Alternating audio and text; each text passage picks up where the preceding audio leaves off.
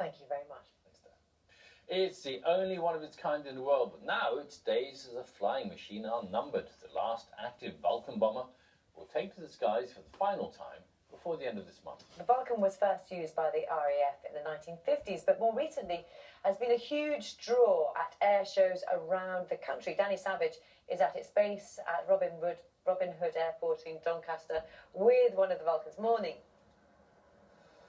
Good morning from Doncaster Airport. With the Vulcan behind us at the moment, is out here on one of the stands and it's having some engineering work taking place at the moment. It's about 20 million people have seen this plane fly since it took to the air again in 2007. It used to be a proper operational bomber with the RAF. It then was taken out of service in the 1980s and then brought back to life, if you like, about 8 years ago, and it's been doing air shows ever since, and it's been one of the biggest draws to those sorts of events, seeing this aircraft fly. But it all does come to an end in the next few weeks. It will touch down for the final time, and then it will head off into a fascinating future as well.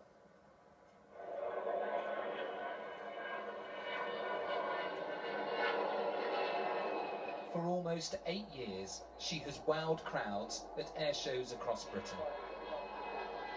This Vulcan bomber may be a relic, but its appearance and noise stops today's young and old in their tracks.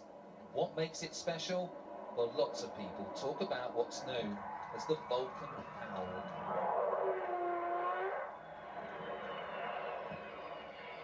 Vulcan 558 lives in a hangar at Doncaster Airport, where she is cherished because of the emotions of what they call here the Vulcan effect. One gentleman stated that he thinks he must have got some grit in his eyes because his eyes were running so much. And genuinely, I've seen that effect every year. It all means something when you stand there and you look at the crowd, and especially the children. You just see this look on their face. It's just, well, starstruck, I suppose. Britain's revolutionary V-bomber goes into service with the Royal Air Force. The RAF used to have dozens of these Delta wing giants ready to go at a moment's notice. They carried Britain's nuclear deterrent. Their crews were tasked with dropping their bomb somewhere behind the Iron Curtain. What you've got here is the original in-service part of the aircraft. Today's display pilot, Martin Withers, used to fly them in anger. He was the pilot on the plane's most famous mission, to bomb the runway at Port Stanley during the Falklands War. But after decades, he will never again take a Vulcan to the sky. Everybody loves it for a variety of reasons. I mean, it's so graceful, so beautiful, and yet so powerful and manoeuvrable. For me, this is a lot of what gives us the pleasure of flying it. Although, to be absolutely honest, it's the fact that we're actually given this aeroplane, and we're allowed to fly around, pick our own routes, fly around the country, go around the country and display in such a variety of places is what really gives us the pleasure. So what happens to her now? It's not about money. The professional technical support is no longer available to underwrite her safe operation. The aircraft's quite old. It's a sad day for the man who inspired the campaign to keep the Vulcan airworthy. I know people will be very sad that it stopped flying, but the aircraft will be retained in running order. We will start her up, we will taxi her, and she is destined to be the centrepiece of a new activity to inspire the young.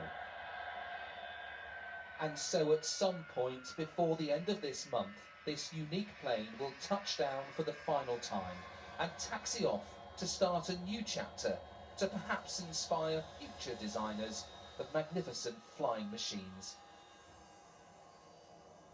Now, what you can't see, when the bomb doors open, inside are the names of thousands of people who've given money to keep this plane flying over the years. The idea was to have official sponsorship years ago, but then came the financial crash, and so they needed individual people to step up with little bits of money to keep this plane in the air, and it's worked. One of the trustees here is Richard Clark. Richard, how much is this the people's plane, if you like? Absolutely, as you say, all the names in the bomb bay, and of course, well over £22 million has been donated by the public, without which we couldn't have flown the aircraft in the first place. How sad are you to see it go? Oh, very sad.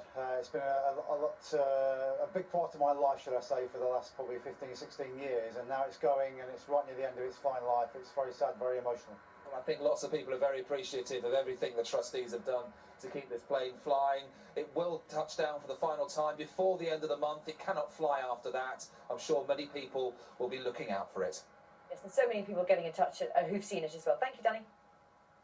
Time now to get news, travel and weather.